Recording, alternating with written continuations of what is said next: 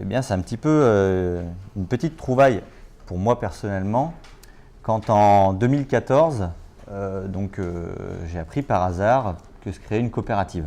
En 2012, on a loupé un appel d'offres où la communauté de communes avait eu la brillante idée de regrouper sur un marché public les assainissements autonomes, donc filtres à sable, microstations, chez les particuliers dans un appel d'offres public.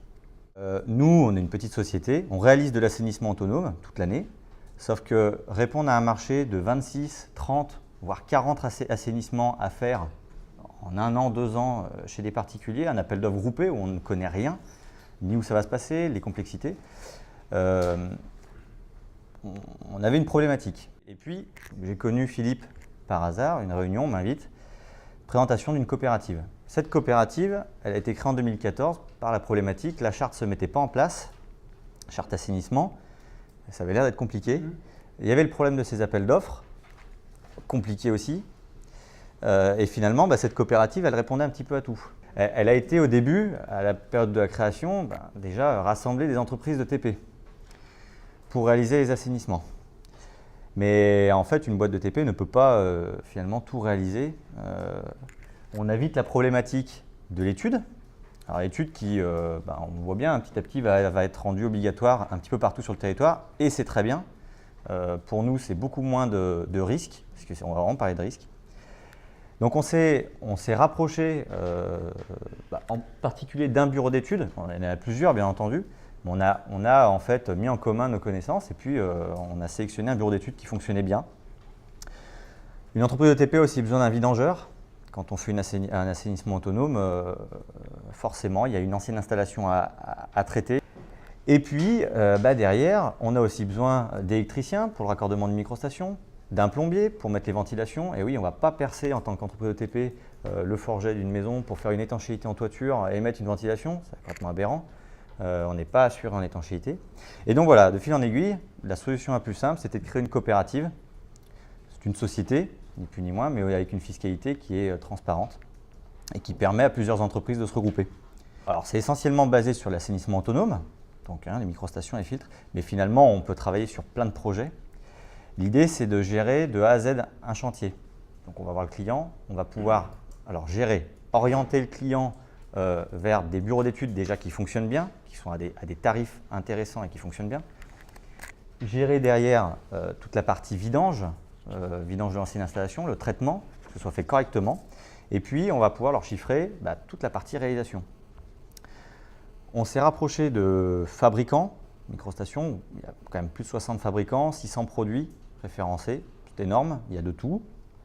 On s'est rapproché de fabricants qui fonctionnaient bien, où on avait toujours des bons retours, il y avait un vrai SAV sur le département. Et donc aujourd'hui, on est capable de proposer une offre globale, voilà, avec un devis détaillé, une installation qui va fonctionner, des corps de métiers différents pour les raccordements. Donc les gens n'ont pas besoin de gérer un électricien pour modifier le tableau électrique, pour mettre le raccordement, un plombier pour refaire les ventilations. Parce que bien souvent dans les vieilles habitations, il y a absolument tout à refaire. Et puis, on est en train encore de le mettre en place et là on va essayer de frapper assez fort sur le suivi des installations. En France, il y a à peine 10% des installations qui sont suivies et en fait c'est absolument normal. On a des installations qui valent en moyenne 9 000 €. Les gens investissent là-dedans et il faut qu'on prouve que ça fonctionne. La coopérative est aussi assurée. Ça permet aux particuliers d'avoir quelque part une garantie supplémentaire, un doublon d'assurance. Chaque société est assurée RC décennale, bien entendu. La coopérative, elle aussi, est assurée RC décennale. Et maîtrise d'œuvre pour les plus gros chantiers où là, pour le coup, on aura un pilote, une entreprise pilote qui va plutôt gérer. Donc, ça permet aux clients d'avoir aussi un petit plus. La coopérative, alors premier exercice en 2015. Alors, on a tâtonné les premières années, c'est compliqué de se mettre en place quand même, je vous le dis. Il faut motiver des entreprises, il faut se créer un noyau dur. Il faut énormément dialoguer avec les SPANC dans les communautés de communes. Alors les SPANC sont très réactifs. Une fois qu'ils ont compris l'intérêt, ils ne vous lâchent plus. Vous êtes référencé en un instant dans toutes les communautés de communes. Alors on est référencé en individuel, plus au niveau de la coopérative. Au début, on a répondu plutôt sur des petits projets en individuel. Alors il faut que chacun amène un petit peu ses projets. Au début, ça ne vient pas tout seul. On a mis en place un site internet pour se référencer, une page Facebook, vous pouvez d'ailleurs aller la voir. 2016, 295 000 euros de chiffre, avec déjà des projets un petit peu plus conséquents. On a commencé à se regrouper sur certains projets. Et puis là, 2017, où là vraiment, ça y est, on est vraiment dans l'année où là, cette fois, ça roule et ça commence vraiment à prendre de la place. Alors, pour chacun dans notre chiffre d'affaires, là, plus de 500 000 euros. Et là, vraiment des gros projets. Alors, il y a le projet Renaissance qu'on a vu tout à l'heure, où on s'est occupé de tous les extérieurs avec les TP et paysagistes, hein, bien entendu. Et puis d'autres projets, on vient de terminer, enfin on est en train de terminer une patinoire écologique, donc c'est une patinoire en téflon. Mais c'est un projet conséquent qui est un appel d'offres public. On aurait répondu en individuel, on a pris 3 lots, le lot TP, le lot électricité et le lot paysage. On aurait répondu en individuel, c'était même pas la peine d'y penser, on ne passait pas. Ça a intéressé la Comcom parce qu'elle avait la maîtrise d'œuvre sur ce projet. On leur a expliqué que en répondant avec la coopérative, ils allaient avoir plus qu'un seul contact, un pilote, alors qui était moi en l'occurrence parce que j'avais le plus gros lot, le lot terrassement. On a répondu sur ce projet et on a pu leur apporter en fait plein de solutions. Par exemple, on parlait tout à l'heure du phyto. Ils avaient pour projet de mettre tous les parkings, les voiries, il y a plus de 2000 m² de surface, tout en enrobé. On leur a proposé une solution en écosol. C'est un sable traité chaud et cendres hyperpozzolaniques. L'herbe ne pousse pas à travers. Voilà, une des solutions par exemple anti-phyto. Ça marche super bien, c'est moins cher que l'enrobé. Voilà, aujourd'hui cette coopérative, c'est 19 entreprises, 10 TP, un maçon, 2 électriciens, un plombier, 3 paysagistes, un poseur d'enrobé, ce qui nous fait aussi la fourniture de l'écosol. Et puis voilà, gravite autour de ça, des fournisseurs. Donc on est constamment en recherche de produits, on peaufine. Et on essaye au maximum de faire du suivi in situ sur nos propres installations. Ça nous permet d'avoir des chiffres clairs parce qu'on sait comment elles sont entretenues, comment elles sont vidangées et on sait ce qui fonctionne. C'est compliqué quand on est indépendant, qu'on a nos petites installations à droite à gauche, de faire du suivi in situ, c'est pas possible. Là, dorénavant, les entretiens, on va les gérer nous-mêmes. Donc en fait, la personne qui va faire les entretiens va clairement nous dire s'il y a un problème, ça sera géré. Au début, on travaille, c'est vrai que dans la coopérative, on travaille chacun indépendamment, on est des entités indépendantes. Et au final, on apprend vite à travailler ensemble. Dans le secteur où je suis, par exemple, le paysagiste, il habite à 2 km de chez moi. On était concurrents, enfin on est concurrents, on se connaît très bien, mais on est concurrents à la base. Bon, aujourd'hui, je pense qu'il n'y a pas une semaine où on ne s'appelle pas. On a même, ce mois-ci, acheté du matériel en commun. Parce qu'au final, on se rend compte, être concurrent, ça veut tout et rien dire. On a un marché qui est tellement énorme en assainissement, 10 000 réhabilitations à faire dans le département. Quand on travaille ensemble, au final, on va beaucoup plus vite et on est plus fin dans notre analyse de chantier. On a plein de connaissances qu'on se partage. Par exemple, on a refait dans un camping l'alimentation pour une pompe eau usée, par exemple. Donc là, j'ai travaillé avec l'électricien. Voilà, on a été plus fin que certaines entreprises parce qu'on a géré à la fois le raccordement de la pompe, la création du tableau électrique et la tranchée. Voilà, du coup, on s'est mis d'accord, on a proposé une solution technique intéressante. Le projet Renaissance, alors c'est vrai que ça a été un projet super intéressant. Ça nous a aussi aidé à nous lancer sur un gros projet. Ça a été notre premier gros projet à gérer en commun. Moi, je n'y ai pas participé, j'habite un petit peu loin d'Hauteville. Mais on a participé au chiffrage. C'était pas évident au début, comment on s'organise. Alors, on se voit tous les mois au sein de la CNATP. Et puis, on discute de sujets. Alors, le sujet Renaissance a pris pas mal de temps. Il y a eu d'autres projets, le projet de la patinoire écologique.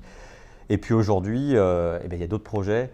On est sur des lotissements complets à revoir en assainissement.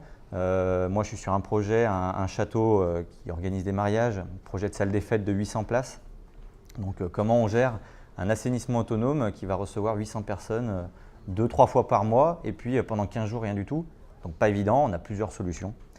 Donc, c'est le travail avec pas mal de produits, des produits type microstation d'épuration. Alors on s'est orienté sur uniquement la culture fixée, sur des produits où on sait que ça fonctionne mieux que certains autres. Et puis sur de la filtration à base de coco, voilà, sur aussi du phyto, enfin les produits phyto, donc avec les plantés de roseaux. Alors on a des paysagistes pour le coup qui sont vraiment spécialisés là-dedans, certains ne le sont pas, donc on oriente. Voilà, on se partage aussi le travail, qui est capable de faire quoi. Et les produits d'entretien, ça c'est aussi une nouveauté. Alors, on est à la fois terrassier, on brasse de la terre et on vend de la lessive. Mais en même temps, c'est tellement logique. On va vendre un assainissement, je vous dis, qui est quand même cher, en moyenne 9 000 €. Et on a toujours la question, mais qu'est-ce que je mets dedans? Dans ma microstation, qu'est-ce que je vais mettre? Eh bien oui, c'est vrai, dans le commerce, on va vous vendre des gels de lavage, lessive. En fait, c'est plein de cochonneries, c'est hyper cher. Et votre bidon, vous le passez en 20 lessives. On a développé avec un fournisseur de produits, alors tout un panel de produits d'entretien, des lessives, des eaux de linge, des assouplissants, du sel de lavage, des produits pour laver le sol, même des insecticides bio. Voilà. Mais bon, parce que le panel était là. Et aujourd'hui, on est capable vraiment de dire aux gens, voilà, il y a une solution écologique et puis surtout qui va respecter votre microstation, parce que c'est une microstation, c'est plein de bactéries, hein, c'est vivant. Hein, c'est compliqué à mettre en place une coopérative comme celle-là, surtout pour des entreprises de TP. Autant les paysagistes sont peut-être… il y a beaucoup plus de paysagistes, ils ont peut-être des fois l'habitude de travailler ensemble sur… Les TP, finalement, on travaille très peu ensemble parce qu'on essaye tous d'être indépendants, on a tous nos machines. Une pelleteuse, c'est une pelleteuse, elle est à nous. On ne va certainement pas la prêter aux voisins. C'est pas évident à mettre en place, mais néanmoins, une fois que c'est en place, en fait, on est capable de faire des choses énormes. La patinoire écologique à Saint-Yves-sur-Chalaronne, c'est un projet, voilà, on est aujourd'hui à 180 000 €, je crois, de marché. L'idée, ça s'est mis en place, et puis en fin de compte, on se rend compte que la CNTP, c'est une chambre qui est hyper familiale, c'est à taille humaine, et en fait, c'est ce qui est intéressant, parce qu'on est tous des petites entreprises. Cet outil-là, au-delà de taper un peu plus haut qu'une charte assainissement, parce que là, clairement, on tape vraiment plus haut. Alors, bon, il n'y avait pas la charte. Il y aurait eu la charte, peut-être qu'elle n'aurait pas existé, cette coopérative. Mais ça permet à des gens qui sont adhérents ailleurs, peut-être, à un moment donné, de leur amener, en plus d'un service CNATP, quelque chose de plus. Voilà, on va plus loin. Là, on parle vraiment travail, on parle marché. Je viens à la CNATP pour des informations, mais si en plus, on peut me permettre de travailler avec des confrères, découvrir d'autres confrères et faire travailler, hein, du business, c'est du business. Et bien là, vraiment, je pense qu'on va très loin.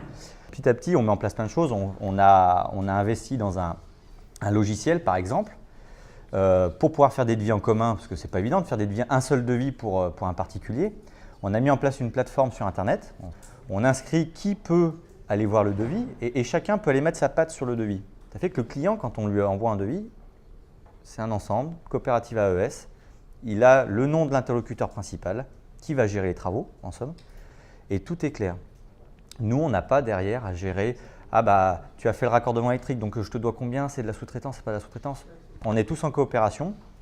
Derrière, on a une toute petite partie marge qui va à la coopérative pour payer la partie assurance, puisque la coopérative est assurée RC décennale, donc c'est un coût. Et puis finalement, alors c'est compliqué, hein, forcément on a une petite rentabilité, mais l'idée c'est aussi qu'est-ce qu'on fait avec cette grosse comptabilité, petite rentabilité, mais qu'est-ce qu'on fait avec cette rentabilité? Et aujourd'hui il y a plein d'idées. Est-ce qu'on n'investirait pas ensemble dans par exemple un système pour faire de la vidéo dans les canalisations, pour voir tiens une canalisation bouchée? C'est peut-être des choses qu'on peut mettre en place, un petit plus par rapport aux autres, un détecteur de réseau. Voilà. C'est des choses qu'on ne peut pas acheter indépendamment, ce n'est pas possible, ça coûte trop cher. On est dans 5 000 – 6 000 € à chaque produit. Finalement, ça peut être très simple dans une coopérative.